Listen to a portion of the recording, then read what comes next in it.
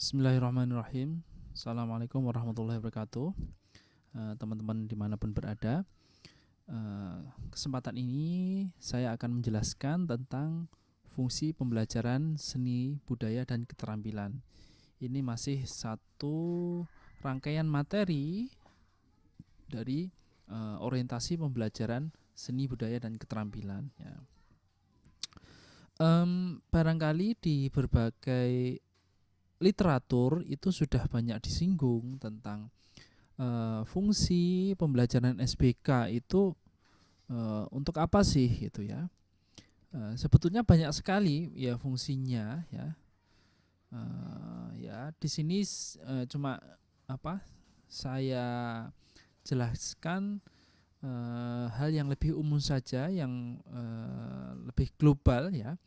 Teman-teman nanti bisa mencari berbagai literatur sendiri ya untuk mengembangkan apa yang saya sampaikan di sini ya. Jadi literatur itu cukup banyak sekali ya. Di sini kita jelaskan bahwa fungsi pembelajaran seni budaya dan keterampilan itu yaitu diantaranya sebagai media ekspresi ya. Jadi pembelajaran seni budaya dan keterampilan itu sebagai kita berkesenian itu secara tidak langsung kita juga berekspresi gitu ya. Ekspresi menyampaikan gagasan, menyampaikan ide apapun, terus kemudian kita kemas dengan sebuah karya seni, apakah itu musik, apakah itu seni rupa, yang di dalamnya itu mengandung ide kita gitu, gagasan kita. Nah, itu kita ekspresikan ya. Nah, pembelajaran seni rupa di sini diantaranya juga sebagai media belajar berekspresi ya. Jadi pembelajaran seni rupa itu nanti bagaimana mengarahkan anak-anak didik itu juga untuk belajar berekspresi ya, berekspresi. Apakah itu ekspresinya senang, apakah itu gembira, apakah bahagia, atau apakah ekspresinya itu marah atau kesal ya, atau benci ya. Itu juga semua bisa diekspresikan melalui pembelajaran seni budaya, melalui karya seni gitu ya. Jadi bagaimana membentuk iklim ya, supaya menstimulus anak itu bisa berani berekspresi ya. Nah, kadang mungkin kasusnya anak-anak itu kan sulit berekspresi, misal disuruh berbicara di depan kelas malu, disuruh apa malu gitu. Nah, barangkali melalui pembelajaran seni anak-anak itu nanti akan terbiasa sehingga dia juga terbiasa berekspresi gitu ya. Kalau lewat seni kan kalau ngomong itu kan kita frontal ya, kita vulgar ya, maksudnya ya tok lah apa adanya kan. Kalau dari segi verbal kan seperti itu, tetapi dari segi seni itu bisa kita kemas, bisa kita kaburkan, bisa kita samarkan. Apa yang harusnya kita omongkan tadi, kita omongkan lewat seni gitu. Nah, makanya kritik-kritik melalui seni itu sifatnya lebih halus ya, lebih tersembunyi gitu. Makanya yang dikritik juga nggak cepat marah. Nah, seperti itu gitu. Terus kemudian fungsi selanjutnya itu juga belajar seni itu juga melatih komunikasi tentunya bukan komunikasi secara verbal, tetapi komunikasi non verbal, tidak menggunakan kata-kata.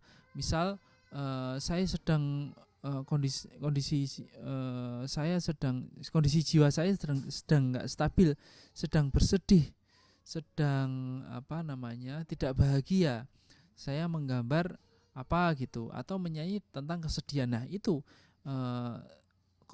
sebagai sistem komunikasi itu yang mendengarkan, oh ini orang ini sedang sedih. Nah, itu komunikasi secara tidak langsung seperti itu gitu. Atau mungkin di panggung kita menampilkan lagu-lagu yang melodinya bersifat melankoli atau melodinya lebih bersifat lebih sedih gitu ya. Oh, yang nonton kan bisa merasakan, oh ini lagunya menyayat sekali. Kayaknya yang menciptakan itu dulu dalam kondisi apa namanya, tertekan ya, yang dalam kondisi yang cukup sedih gitu ya. Itu sebagai media komunikasi ya. Seni rupa juga sama ya, seni rupa itu sebagai media komunikasi. Kan yang melihat pameran, kita datang ke galeri nonton pameran itu kan kita bertanya-tanya, ini lukisan tentang apa sih gitu. Oh ini kritik terhadap pemerintahan. Nah nyatanya ada lukisannya siapa, Joko Peki apa siapa itu, yang lukis celeng ya, yang lukis celeng itu kan ya sekedar lukisan gitu, tapi itu juga bagian dari kritik terhadap pemerintah yang korup, korup gitu ya. Nah itu kan cara tidak langsung kritik, tapi dengan cara yang lebih estetis gitu ya. Jadi nggak kritik kamu ini koruptor, nah nggak seperti itu gitu ya. Kritiknya orang seni itu lebih elegan gitu ya. Itu jadi secara tidak langsung kita melihat lukisan itu, kita juga berbicara, ini lukisannya ngomong apa, oh ternyata pesannya seperti ini. Ini selain media ekspresi, seni itu juga media komunikasi gitu. Terus kemudian fungsi pembelajaran seni itu juga sebagai media bermain. Anak-anak itu kalau suruh belajar itu susah, coba suruh bermain ya.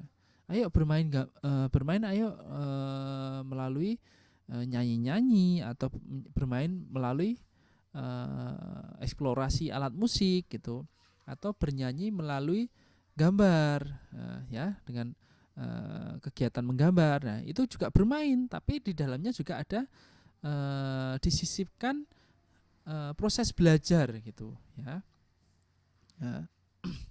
Itu suruh bermain ya, anak-anak itu suruh bermain, mereka seneng gitu.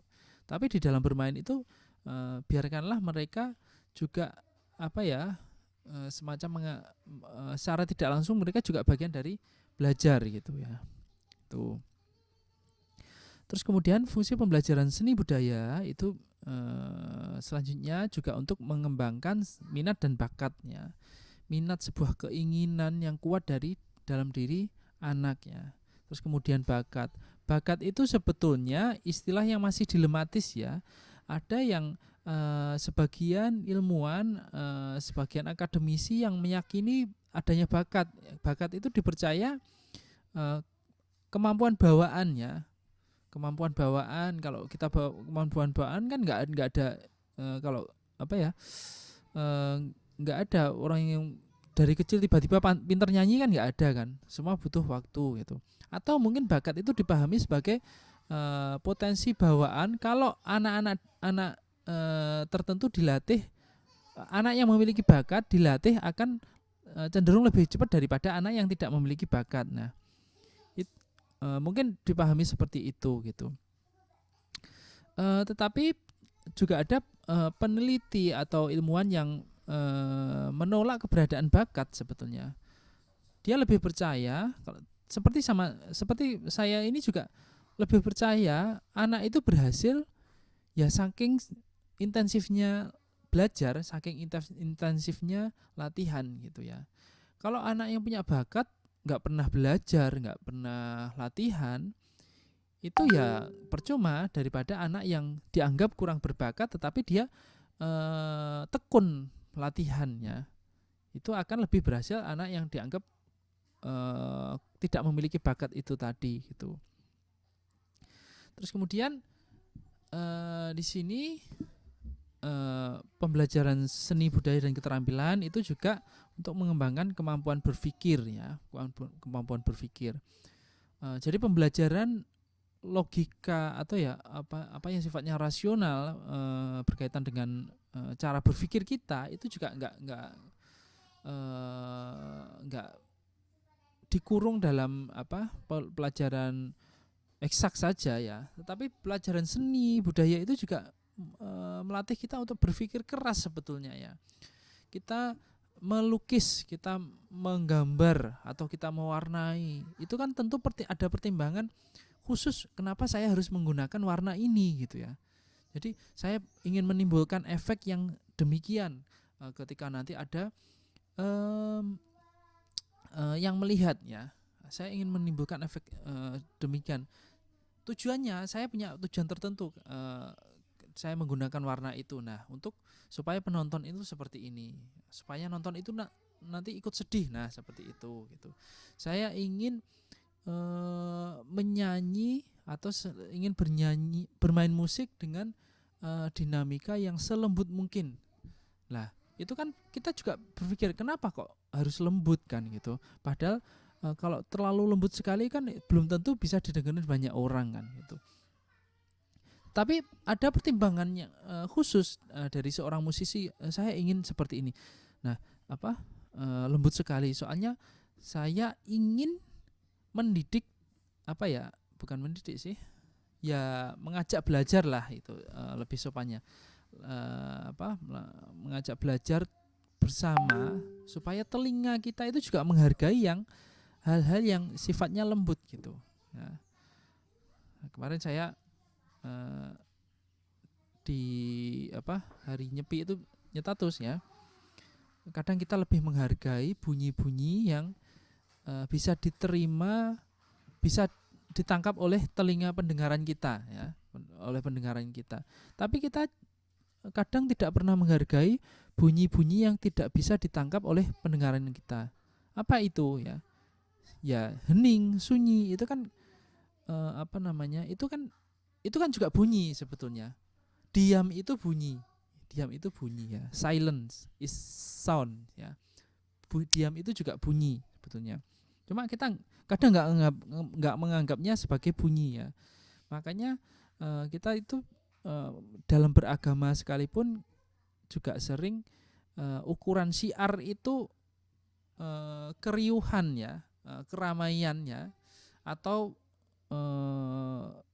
tingkat kekerasan toa gitu, itu menjadi bagian ukuran syiar. Kelirunya kita di situ gitu. Semakin kencang toanya berarti syiarnya juga semakin kencang. Enggak bisa dinamakan seperti itu ya.